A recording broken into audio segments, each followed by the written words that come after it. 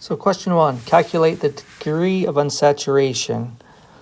We see that we have 2 halogens, 1 nitrogen, and 1 oxygen. So the rules state that when we're looking at the hydrogen count, with 2 halogens, we have to add 2 to how many hydrogens we have. So we already have 5 hydrogens. So we have to add 2 for 2 halogens, or the 2 bromines. So that equals 7. Then for the nitrogen, we have to minus 1. So now we're at 6. And then we plus nothing for the oxygen. So our molecular formula that we want to compare to is C5H6. And then we do the calculation with 2 times how many carbons we have plus 2, and that equals 12. 12 minus 6 equals 6 divided by 2 equals 3. So the answer would be D. Protons experience a net magnetic field strength that is smaller than the applied magnetic field.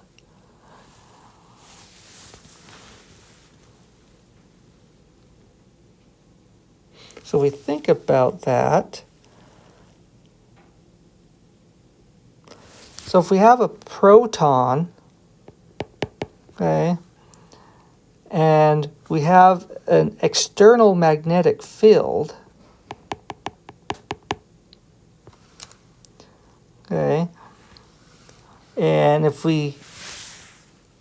that proton is not feeling the full external magnetic field and it's experiencing less of that external magnetic field, then how can that happen? Well, something has to be shielding that proton from feeling the full force of the external magnetic field.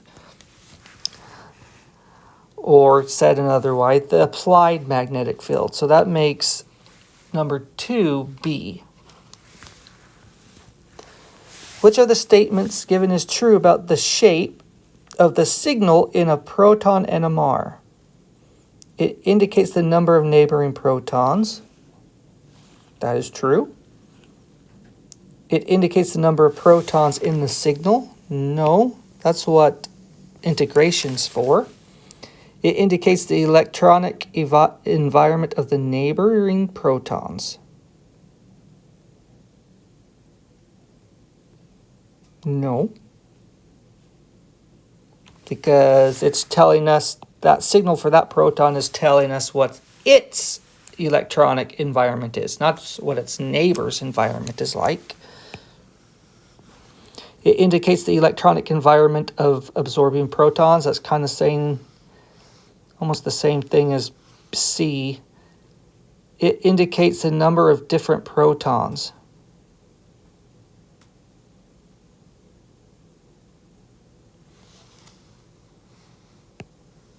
That's also not true because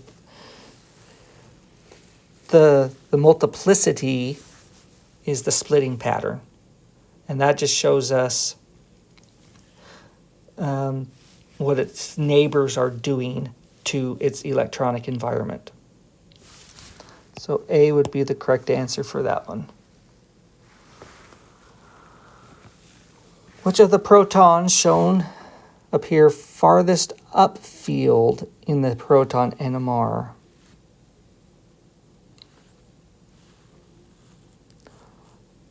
Upfield here.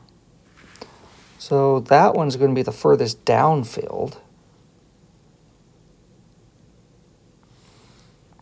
And that's going to be downfield because it's on the benzylic carbon and it's to an alkene. That's also to an alkene. And so we know that the alkyne right there is going to be the furthest upfield. So 4 is A as well. Which types of electromagnetic radiation shown is used in NMR spectroscopy? That is just radio waves. Which of the wave numbers corresponds to the carbon double bond region in the IR? So that's just a carbonyl. So that should be around 16 to 18 inverse. So the answer is C. Which of the compounds shown has an odd MZ value for the molecular ion? Let's see. If we have a nitrogen, that's going to be odd. So that would give us an odd. This one would give us an even because there's two of them. Halogens will give us an M+2 peak. And that's just a distractor there. So 7 would have to be E.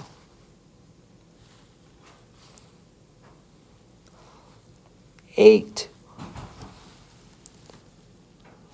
decreasing order of wavelength. So 8, the answer would be D. Radio has the largest wavelength, and then in this one, X-rays would have to be the smallest.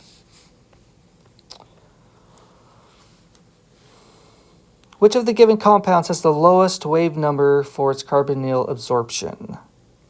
Well, we've learned that carbonyl stretch right there, the homo-lumo gap is going to get smaller when there's conjugation. So here's some conjugation.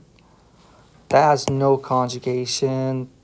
That double bond right there is not conjugated to the double bond there, so that one's out. That one's not conjugated. So now it's just between 2 and 4.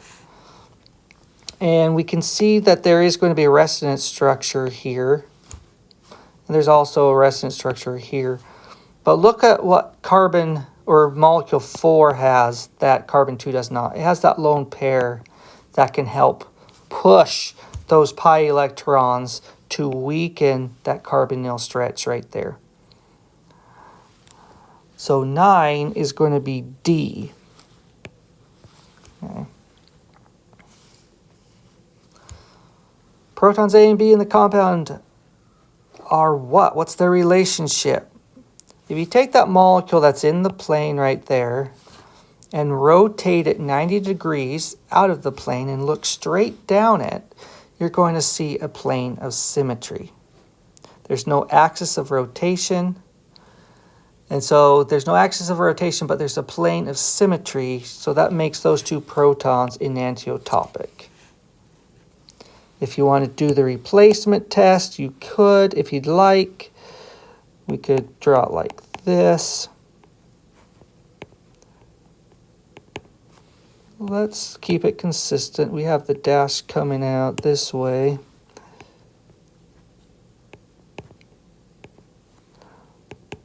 We could go X, A,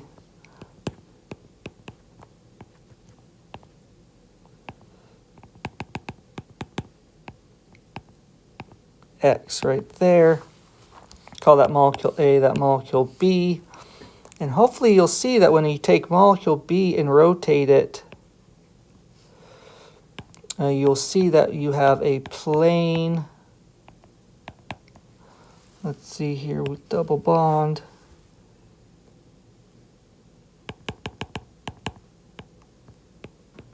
Right there. So what's the relationship between molecule B prime and A? They're mirror images that are not superimposable, making them enantiotopic.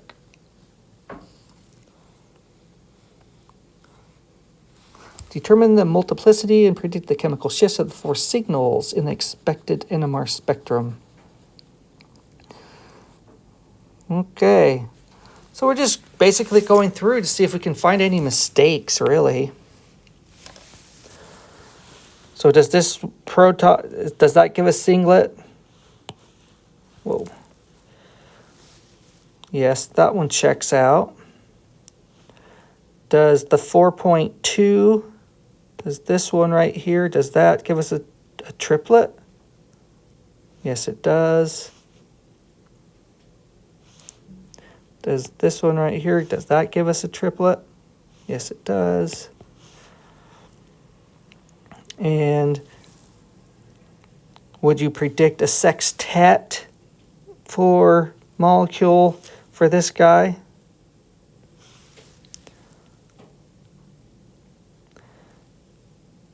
So the textbook would have you, there's 5 protons. There's 2 here and 2 there. So 5 plus 1 is 6. So that's a sextet, according to the book, if we're not doing complex splitting patterns. If you're doing complex splitting patterns, you would expect it to be a quartet of triplets. But that one does check out. Okay, so let's continue here.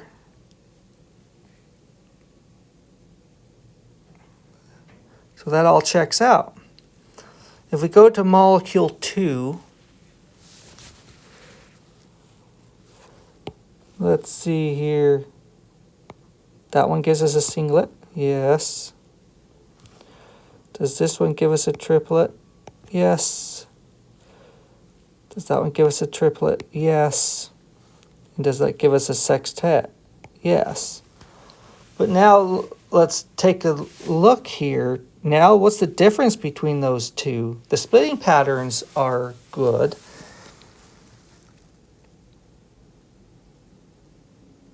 But what about the chemical shifts? Okay, that's what we need to take a look at. Well, let's before we look at chemical shifts, let's go through all of them to see if the splitting patterns match up. That guy, yes, yes, yes, and yes. So that matches, that matches, that matches. Okay, so the splitting patterns they're all matching now. And so now we just have to go through and see which ones wouldn't make sense. Okay. And the thing that's screaming at me is that this carbon right here, you would not predict it to have a chemical shift of 4.2. That's way too far downfield. So that guy's off the table. Okay. And then I see it here again. There's just no way. Too far downfield. So now when I take a look at these, does anything jump out? Okay, so what's the difference here? It looks like that and that are the same, that and that are the same. What's the difference? From molecule 1 to molecule 2, we see that those have been swapped. Okay, so 1.7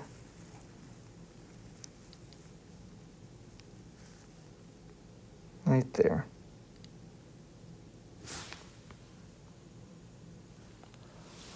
So when you take a look at those,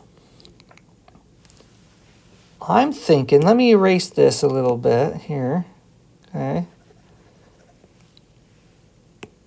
When I'm comparing the signal there to there, wouldn't you expect this one to be further downfield because it's closest to that oxygen? And that's what we see in this answer right here. That is further downfield than this one, which makes logical sense because it's that guy right there is the closest to the oxygen. Okay. Now for those people that are, so in this particular one, it didn't matter the splitting patterns, right? Because all the splitting patterns were exactly the same. So if you were caught up on this guy saying, hey, that should be a quartet of a triplet, well, that shouldn't have made you too upset because you saw that it was the same in every single version. Okay. So this problem was just looking at chemical shifts. So the answer for this guy would be B. 12. Which of the given compounds produces an M-18 peak in the mass spectrum? M-18, that's screaming alcohol. So heptanal, that is a aldehyde. Heptane, that's just an alkane. heptanamine, that's an amine, all right there, that is an alcohol. So 12 is answer E. Rank the infrared absorption of the indicated bonds in order of decreasing wave number, from highest to lowest.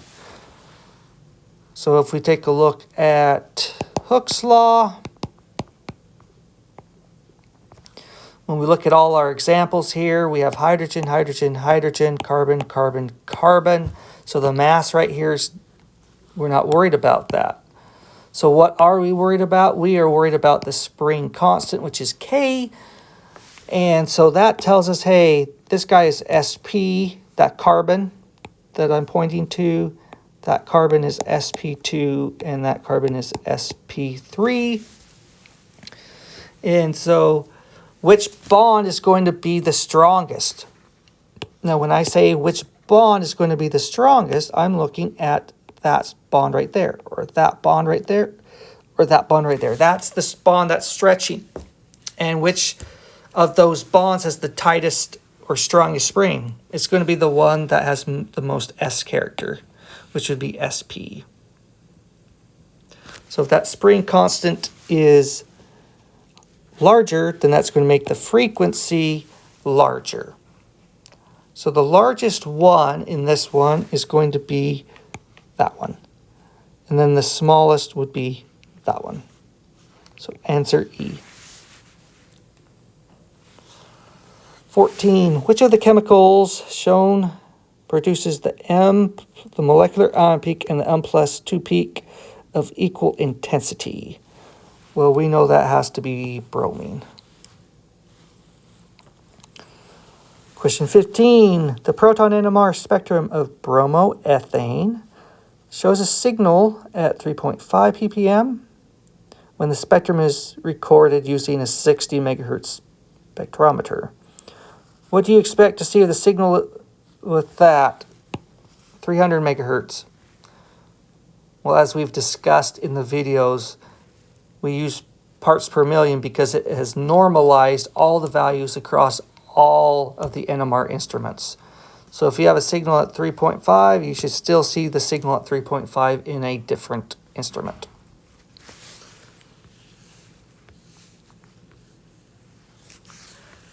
Okay, how many proton signals would you expect? What are the expected splitting patterns?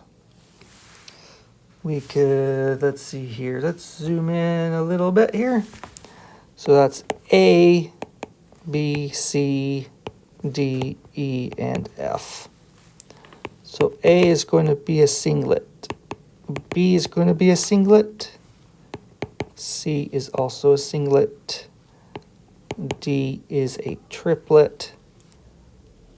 E is going to be a complex splitting pattern, so that's going to be a triplet of quartets. You could also said quartets of triplets. And if you were not doing complex splitting pattern, you could have got away with a sextet. And then F would have to be a triplet as well.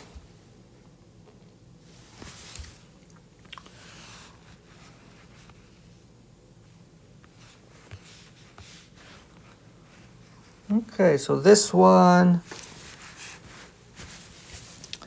right here. So when we analyze this, going to start with, let's start with the part A. What functional groups are most likely present in the IR spectrum?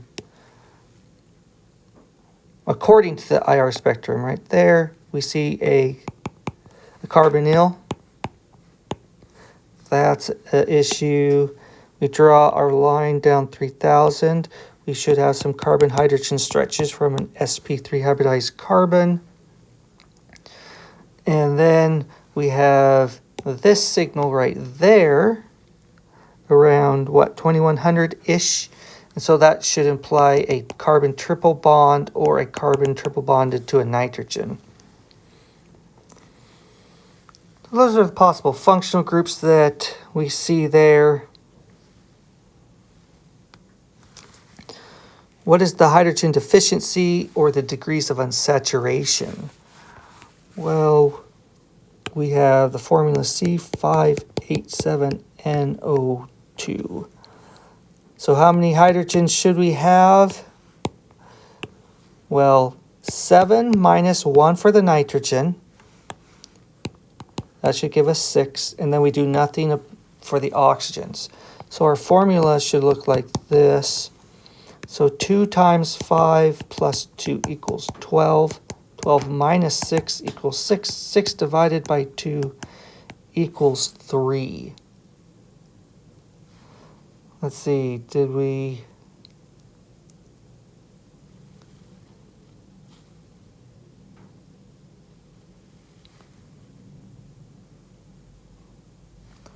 Let's see here, is something wrong?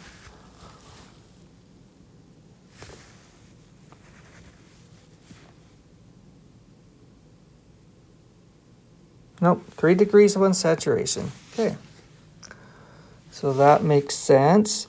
How many, part C, how many different types of hydrogens do we expect? Right from the start, it would make sense that we have like A, B, and C. 3 different protons, because we have 3 different signals there. And then how many different types of carbons?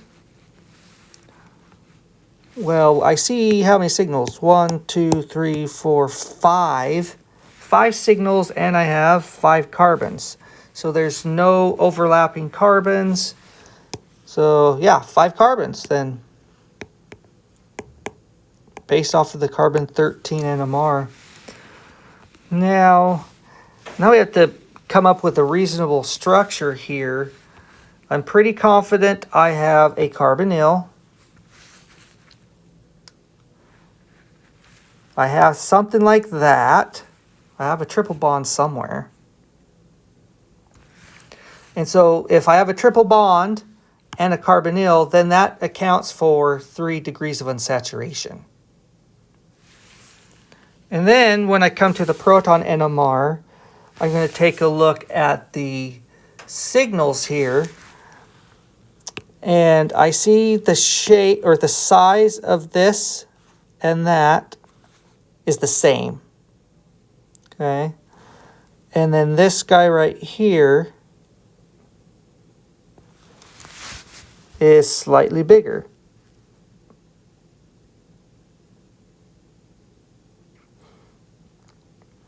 Is it twice as big? Looks like it's like 1.5 times as big. Okay. So what we have here is a ratio of 1 to 1 to 1.5. We can't have half a proton. So what if we multiplied those ratios by 2? So that would then be 2 to 2 to 3. How many protons does that add up to? 3, 5, 6, 7. Is that how many protons we have? 7 protons. Okay. So that makes sense. And then if we do the splitting pattern, that's a triplet, that's a singlet, and that is a quartet. So how would we put this all together here to see what we have? Well, if we have a singlet that integrates for 2, okay, which is this guy right here, that singlet integrates for 2, then we would have to have a CH2, okay, next to something that's not going to split. So X or Y. So it can't split at all. And then we have 2 protons that are getting split into a quartet. So it has to be next to a methyl group. And I don't know what's attached to it. And then I have a triplet right here that integrates for 3. Yeah. So that integrates for 3, and it splits by that methylene as a triplet. So the connectivity looks like we have a methyl next to a methylene, next to something that doesn't split the methylene on that side. And then we have a methylene sandwiched between 2 groups that have absolutely no hydrogens attached. So with the methylene with 2 groups that have no carbons with hydrogens, could we look at something that looks like this? So what does a nitrile look like? It has the triply bonded nitrogen like that. So this methylene right here is not going to be split by that nitrile. And what if we had something like that, sandwiched in between that carbonyl? Okay.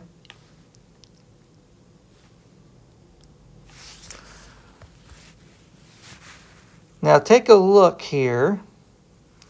This methylene right there has a shift of 3.5, which might imply that it's next to a carbonyl. But we have to account for what? We have 2 oxygens here. I only have 1. So what if I had a ester? CH2, CH3. See, I have these 2 methylenes right here, this guy and this guy. And in this proposed structure, which one would you think is further downfield? You would say this guy should be further downfield. And does that match my proton NMR? Well, this signal right here, proton A, or signal A, is around 4. And then the methylene B is around 3.5, which is upfield from A. So that would make logical sense. And then we have a triplet that integrates for 3, proton C, right there. So the chemical shifts all make sense. Okay. And so that right there. So we have, let's see here, then we can call this guy D and that carbon E. So E should be here, D is there, and then A, B, and C. So that's how you would annotate that molecule and what it would look like. Okay. 2 more. Propose at least 3 possible structures, not stereoisomers, for a stable compound with the molecular formula of that. So first thing that I would do is generate a degrees of unsaturation. So we take 1 proton away for every nitrogen. So 2 times 4 plus 2 equals 10. 10 minus 8 equals 2, divided by 2 equals 1. So we have 1 degree of unsaturation. It shows us a medium absorption at 3400. Only 1 absorption at 3400. So that means we have a secondary amine. And it has to be secondary because there's only 1 signal at 3400, not 2. So we have to have a secondary amine. Why? Because secondary amines are only going to have 1 hydrogen.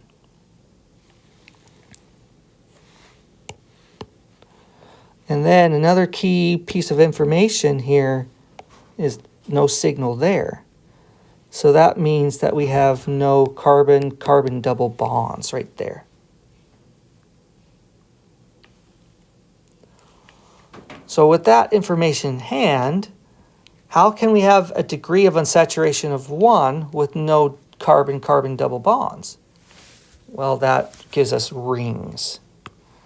So we could see something like this right there.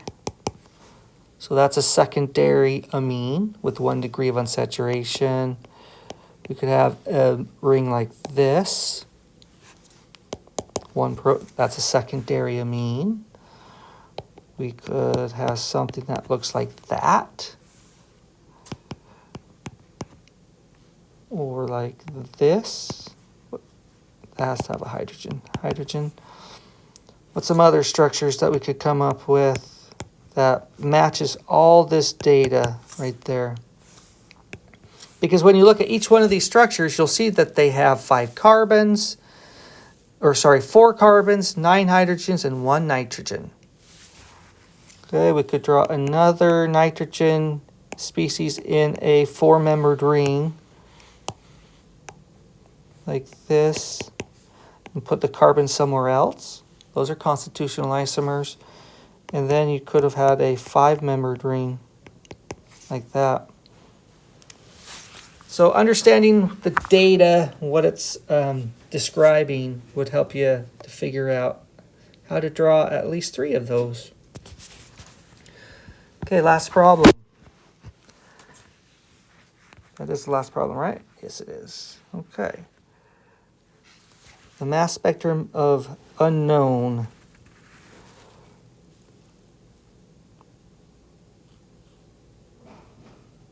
Okay, so what do we do with this one? Relative abundance.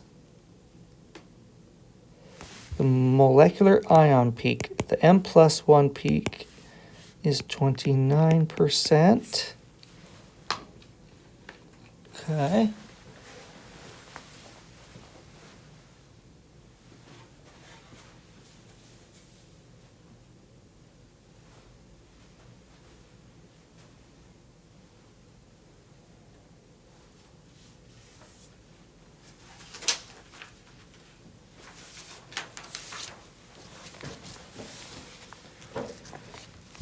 So M plus molecular ion peak, the M+1 has a relative abundance of 3%.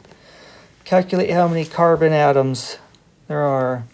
So we have to look at the ratio again. So we have to look at the M+1 peak here.